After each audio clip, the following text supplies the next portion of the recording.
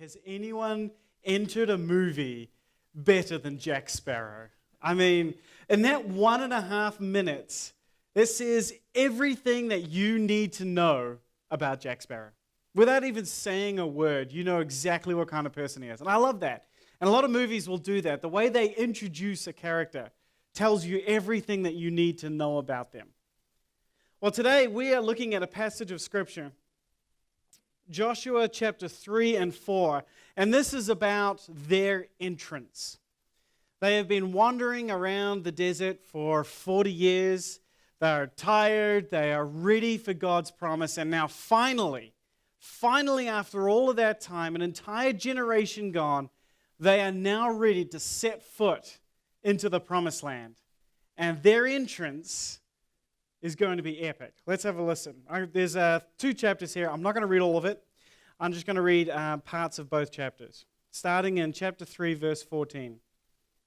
So when the people broke camp to cross the Jordan, the priests carrying the Ark of the Covenant went ahead of them. Now the Jordan is at flood stage all during the harvest. Yet as soon as the priests who carried the ark reached the Jordan and their feet touched the water's edge, the water from upstream stopped flowing. It piled up in a heap a great distance away at a town called Adam in the vicinity of Zarethan, while the water flowing down to the sea of the Arabah, that is the Dead Sea, was completely cut off. So the people crossed over opposite Jericho. The priests who carried the Ark of the Covenant of the Lord stopped in the middle of the Jordan and stood on dry ground, while all Israel passed by until the whole nation had completed the crossing on dry land. In chapter 4, when the whole nation had finished crossing the Jordan, the Lord said to Joshua, "Choose 12 men from among the people, one from each tribe, and tell them to take up 12 stones from the middle of the Jordan, from right where the priests were standing, and carry them over with you and put them down at the place where you stay tonight." Jumping down to verse 19 of chapter 4. On the 10th day of the first month, the people went up from the Jordan and camped at Gilgal, on the eastern border of Jericho. And Joshua set up at Gilgal the 12 stones they had taken out of the Jordan. He said to the Israelites, "In the future, when your descendants ask their parents, 'What do these stones mean?' tell them, 'Israel crossed the Jordan on dry ground. For the Lord your God dried up the Jordan before you until you had crossed over. The Lord your God did to the Jordan what he had done to the Red Sea, when he dried it up as before us until we had crossed over. He did this so that all the peoples of the earth might know that the hand of the Lord is powerful, and so that you might always fear the Lord your God.' Now when all of the Amorite kings west of the Jordan and all of the Canaanite kings along the coast heard how the Lord had dried up the Jordan before the Israelites until they had crossed over, their hearts melted in fear, and they no longer had the courage to face the Israelites." Now that's an entrance. I mean, just picture this. Put yourself in the shoes or the sandals or whatever the war in Jericho. And you're one of the soldiers. You're at the top of the walls of Jericho. You are in a fortified city. Okay, this is big time city. Everything is really strong. Okay, you're in a good place. And you're looking out. And out across the land, there's the Jordan River flowing in its huge flood torrents. And then beyond that, there's this massive group of people coming. Okay, and you've heard about these guys already. These are the Israelites, okay? And they're coming towards you, and you're sitting there, and you're thinking, well, we're going to have to fight them eventually. I mean, obviously. But I'd like to see them get across this river. This is going to be a tough act, because it's in flood. I mean, they picked one of the hardest places to cross. Most people cross up north. They're trying to cross right here, right in the middle of flood season. This is going to be fun to watch. And then these guys carrying a box, some sort, walk out into the middle of the river, and as soon as their feet touch the waters start going down. And they start trickling down a little bit. And then it's almost as if someone's turned the tap, because the water just comes flowing down and then stops. And there's nothing else. And suddenly it's dry ground, and these guys carrying their box are in the middle, and then suddenly the entire army is walking across.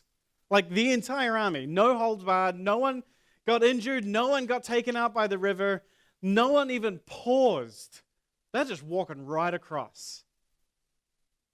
Now you know, as a Jericho native, that the gods are the only ones who can control that river. They're the only ones who have the power to do that.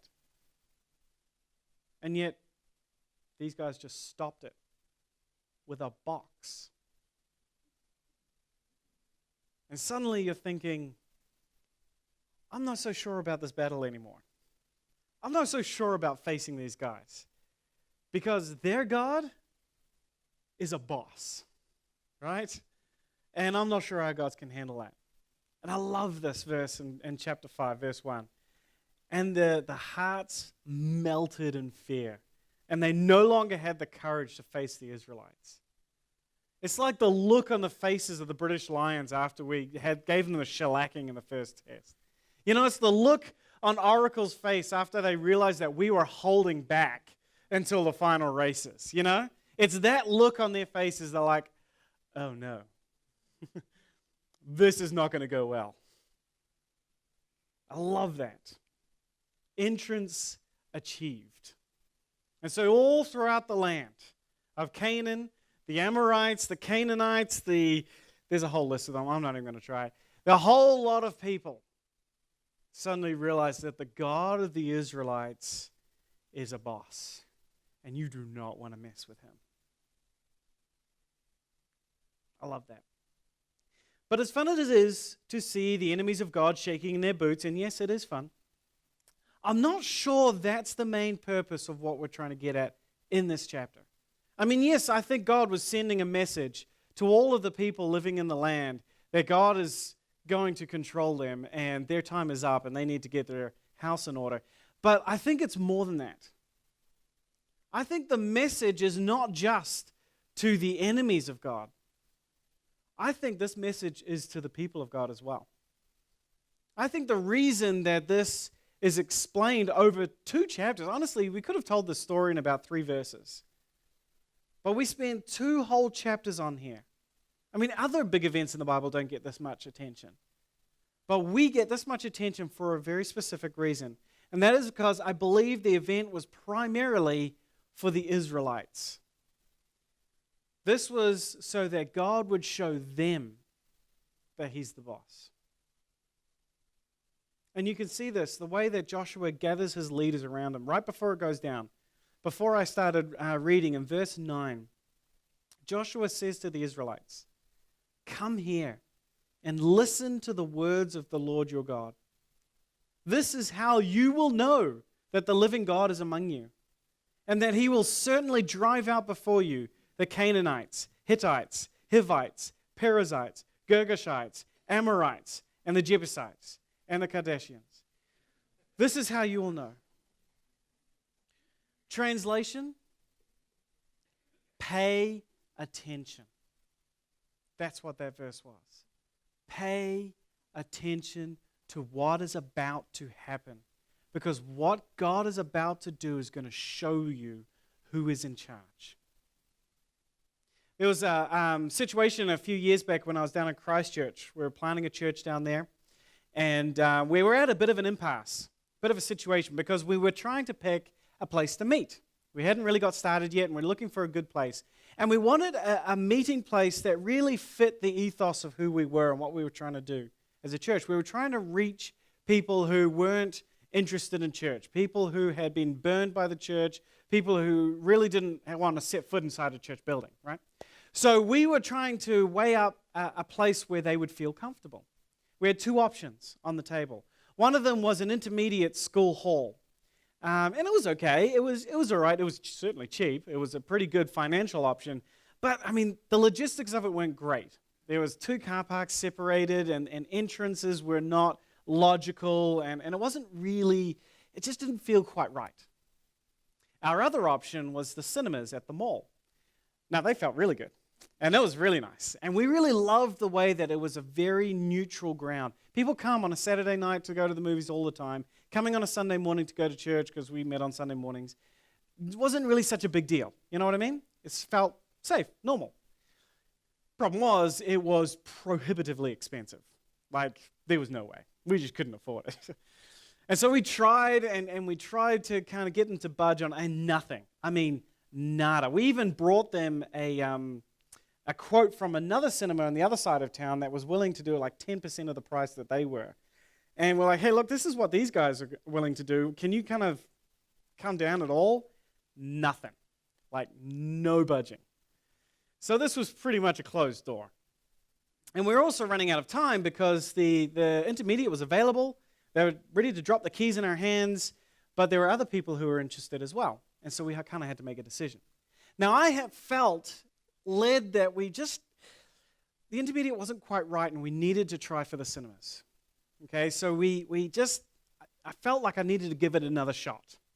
And so I pulled together this sort of business sort of thing about how it benefits for them if they, I was making stuff up. Not lying, but, I was just kind of like, this is hokey. They're not going to go for this at all.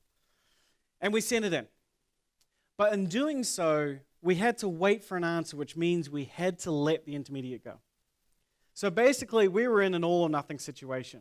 We either get the great place that we want or we get nothing and we've got to go look for something else. And I remember sitting in a staff meeting during that time while we were waiting for a response. I remember saying to the group of staff we were sitting with there, I remember saying, pay attention to this situation. Pay attention. Because this is one of those moments, one of those crossroad moments where God shows his hand. If we get this, this is a sign to us that he is behind us, that he is going to make this work, that this is going to be a success. So pay attention. He doesn't give us these sorts of signs all the time. So when he gives them, pay attention. Long story short, they took it. They gave it to us at the price that we were wanting, a third of what they were asking, and we got it. It was amazing. And it was a real crossing the Jordan moment for us. Obviously not as impressive, obviously not as big a deal, but it meant the same thing. It meant that what we were doing was blessed by God. It was driven by God. And he was going before us and driving out our enemies before us. Now, why is that important? Why is this story important? I'm going to kind of go off the slides here for a little bit, so you just chill at the back there. You guys are fine.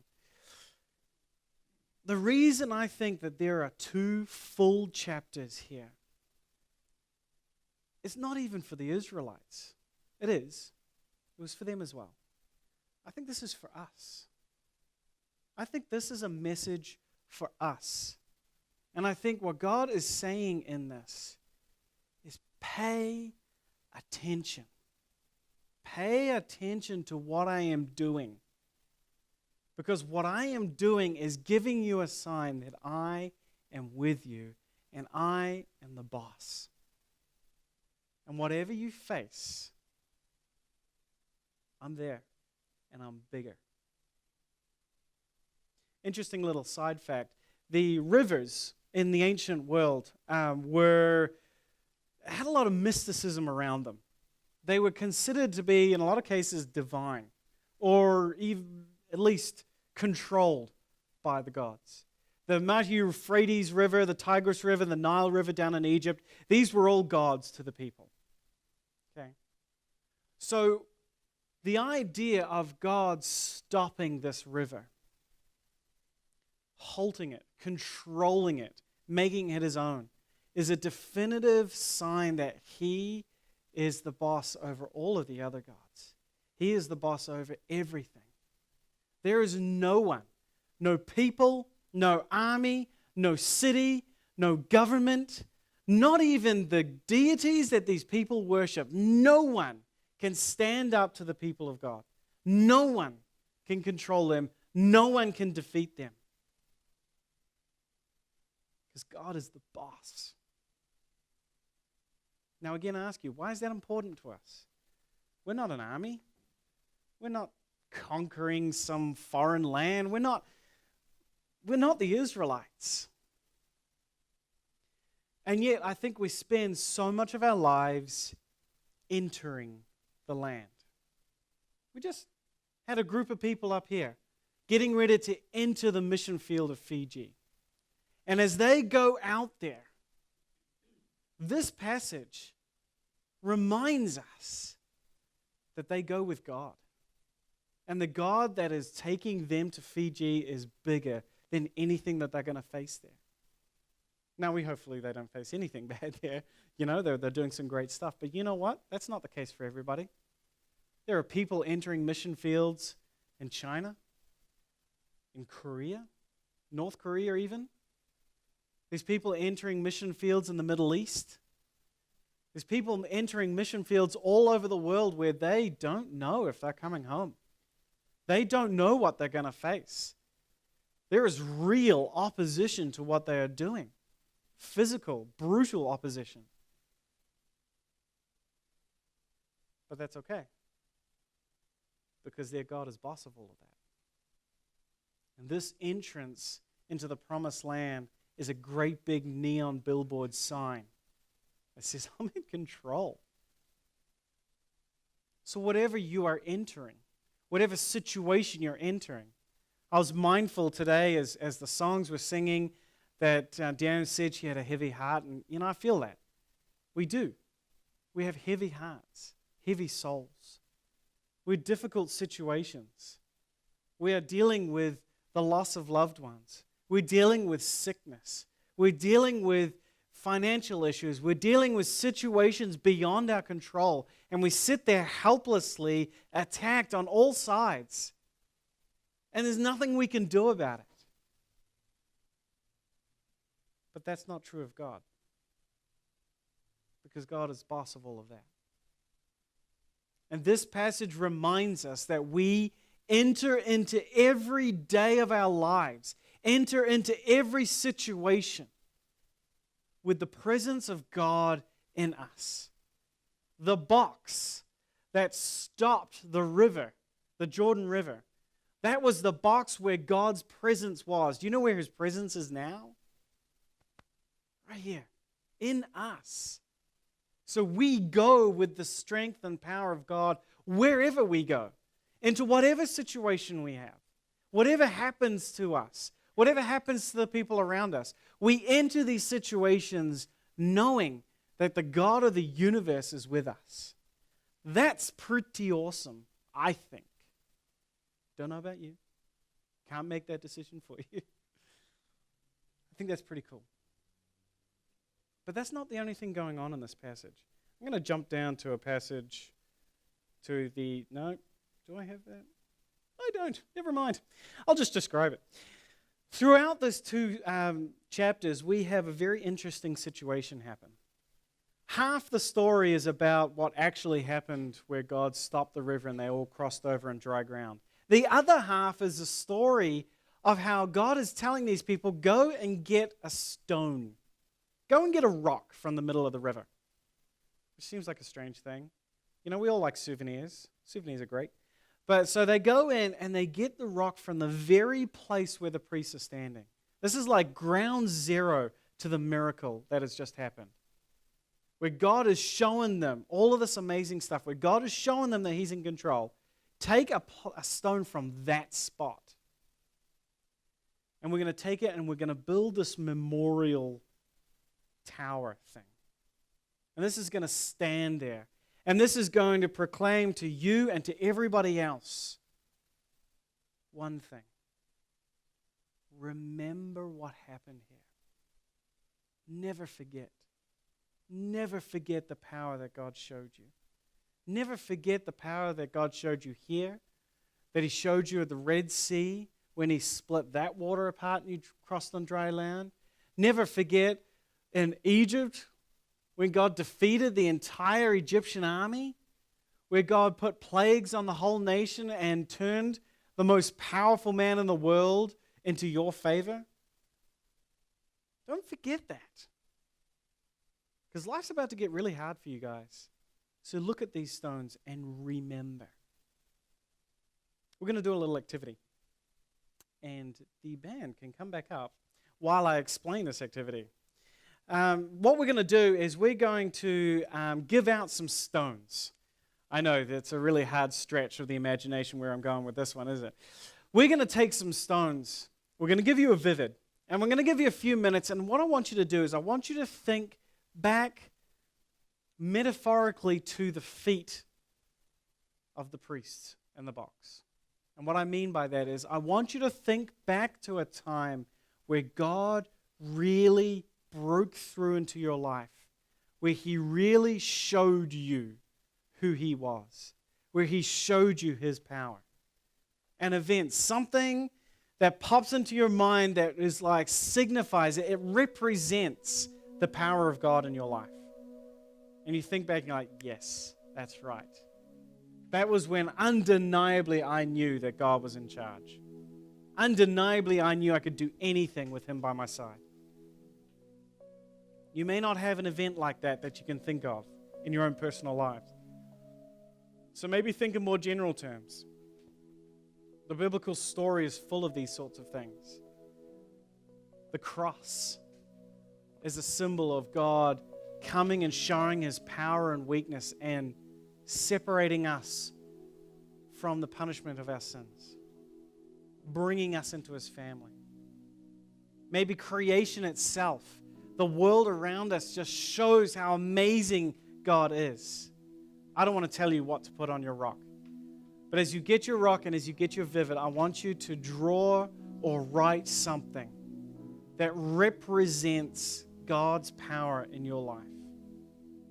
We're going to take a few minutes to do that while these guys play. And then I'm going to come back up.